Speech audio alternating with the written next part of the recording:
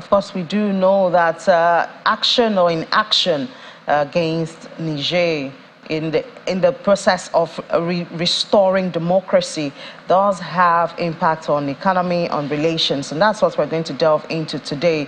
And joining us for that conversation is Mr. Felix Obi, an international trade and relations executive, joins us from Maryland in the United States. Good morning, Mr. Obi. Good morning. So we've heard a lot of criticism whenever ECOWAS talks about using force to restore democracy or bringing back normalcy in Niger. But we did hear the president of Nigeria, the chairman of ECOWAS there, say that all options are open, including force, not just force. What are your thoughts, concerning the approach so far? We've heard of dialogue, especially we had, former emir from Nigeria, Sanusi Mohammed, go there and speak to some of those people. What is your perspective as to the handling of this issue so far? Well, first of all, thank you very much for the opportunity to be on your show this morning and to speak with the Nigerian people and the international audience.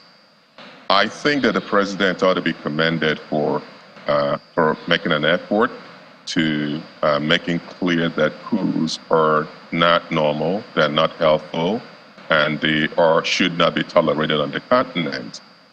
However, I think that perhaps ECOWAS is not looking at the issue as holistically and as broadly as they should.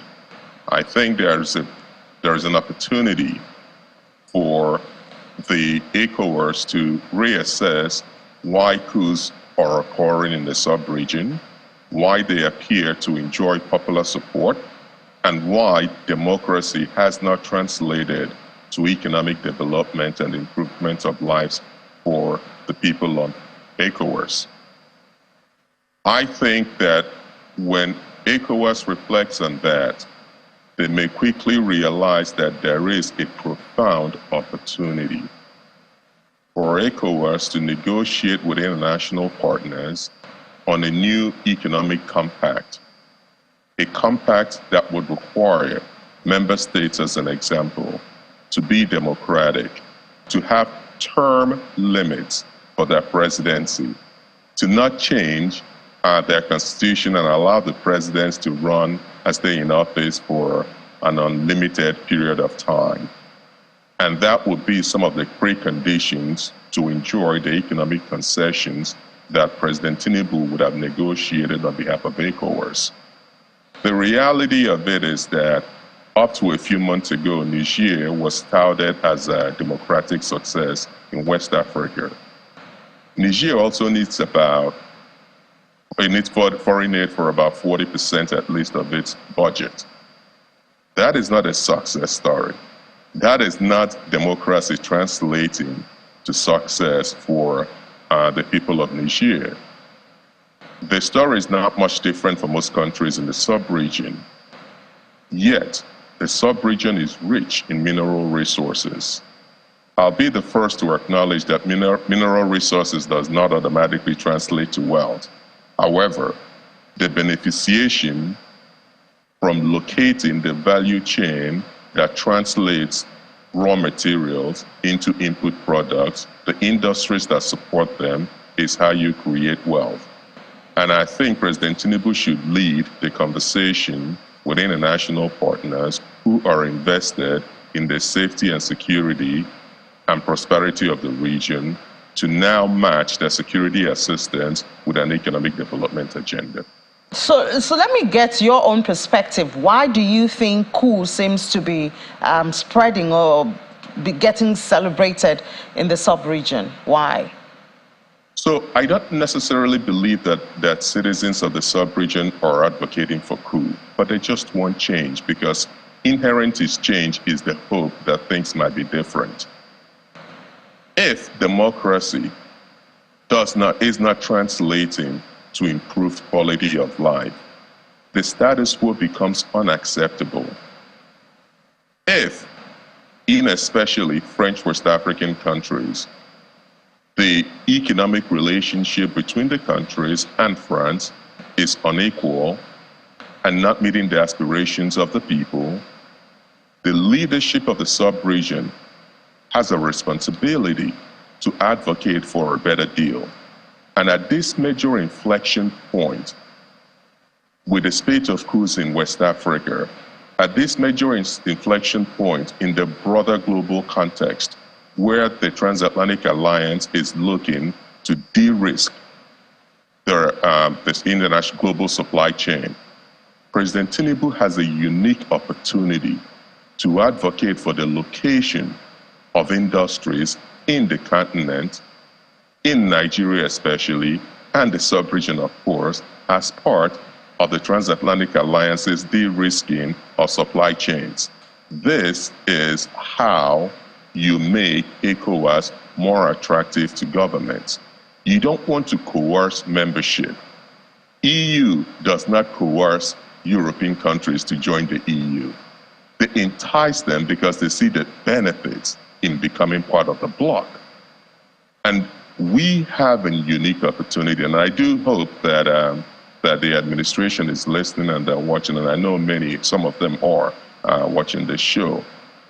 There has to be a broader approach to how we think about the challenges in ECOWAS.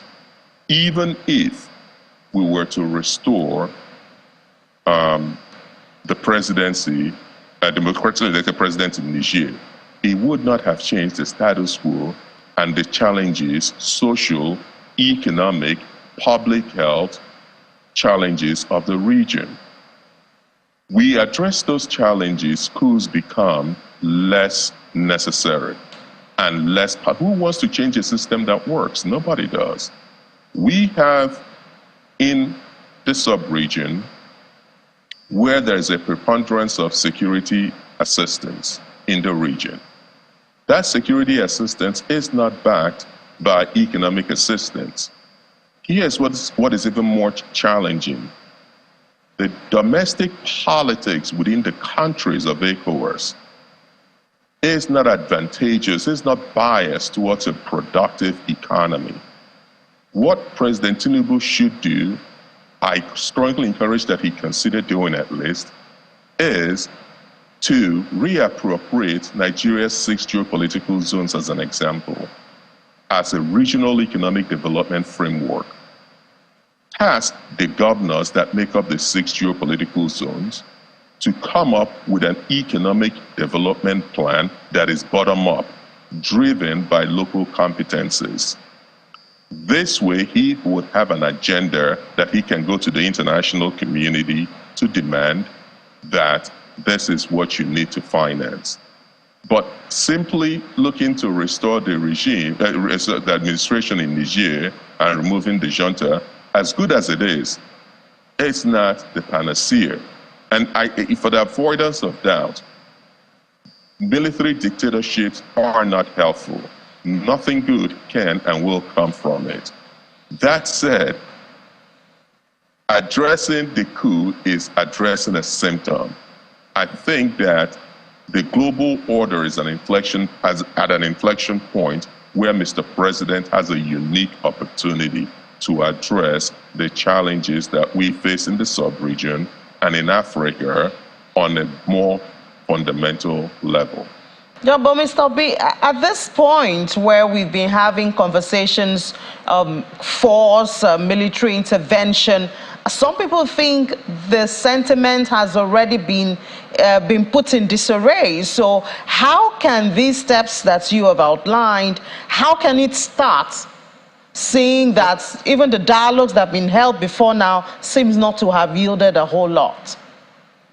Well, the dialogue hasn't yielded a whole lot because what ECOWAS is doing is equivalent to playing poker, but you have a mirror behind you, so your opponent can see your hand. These guys are soldiers. They are some of the best trained soldiers in the sub-region because they're trained by West Africa's international partners. These guys know that there is no standby ECOWAS force. No such force exists. They watch the news, they recognize that the Nigerian Senate is not behind sending soldiers.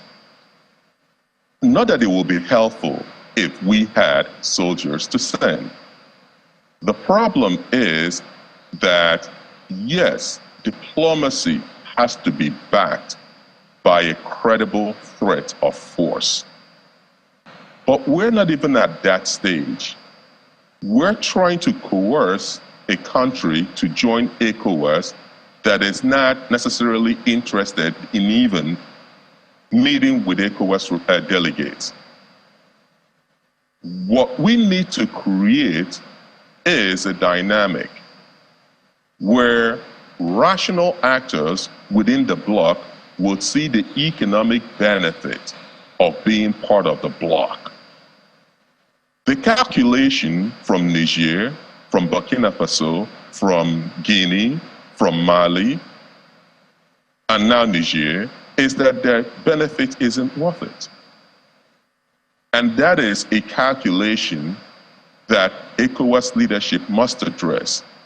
That calculation is rooted in economic discontent.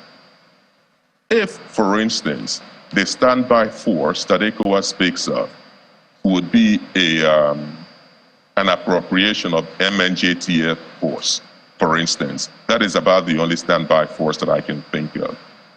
Well, the MNJTF is supposed to guard against ISWAP. What would happen with increased vulnerability to ISWAP as an example? Even more challenging, if you can somehow manage to square that circle, how do you address the fact that Chad and Cameroon, who are participants in MNJTF, are not in ECOWAS? So the threat of force is not credible. Frankly, it's not necessary at this point. What the people of West Africa want is the same thing people all over the world want. They want hope, they want a better today and a brighter future. What the international partners who do business with the countries in Africa must understand, and which President Tinubu can lead that dialogue, is that global security requires a prosperous West Africa. Global security requires a prosperous Africa. For this to happen, Africa needs to industrialize. For Africa to industrialize, it requires investments. And the domestic actors within African countries must create the conditions that is conducive for growth and development. You just went through the price of crude oil. It's ticked up a bit, but you also mentioned that Nigeria's production has dwindled. That is a challenge. Even worse than that challenge is that most of the crude Nigeria uses, most of the refined products, are imported. Now, with the Dangote refinery, the hope and expectation, and I hope that will be the first of many such refineries to come on stream, the hope and expectation is that Nigeria will become self-sufficient. But it's even more important than that. It creates formal sector jobs that increases government revenue. That is just one example of how we can industrialize by locating the value chains that translate raw materials into finished products or input products. And what I mean by input products is you may not make electric cars in the DRC as an example, but you certainly can make the components for batteries in the DRC. And it will only be a question of time before the cars might even be manufactured in Nigeria with input products manufactured from raw materials and input industrial plants in the Democratic Republic of Congo. That's how you give meaning to after.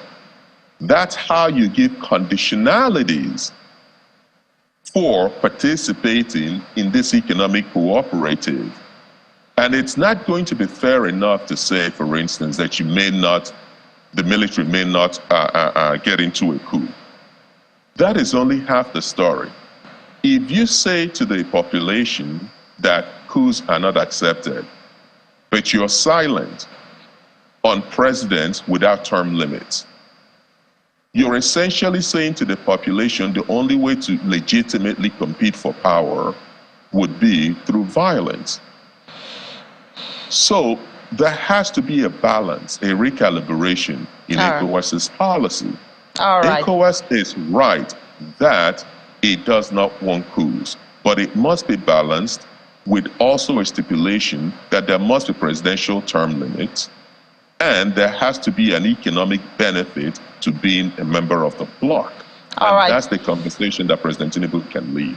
All right, Mr. Felix Tobie, a lot of food for thought there, making ECOWAS attractive by dealing with the economy and the region. And I think a major one would be global security requires a prosperous Africa. I don't know how many Western countries will truly help you do that if you don't do it yourself. But thank you so much for sharing your thoughts with us, International Trade and Relations Executive, joining us from the United States of America. Thank you very much, and it's glad to be. It was an honor to be here.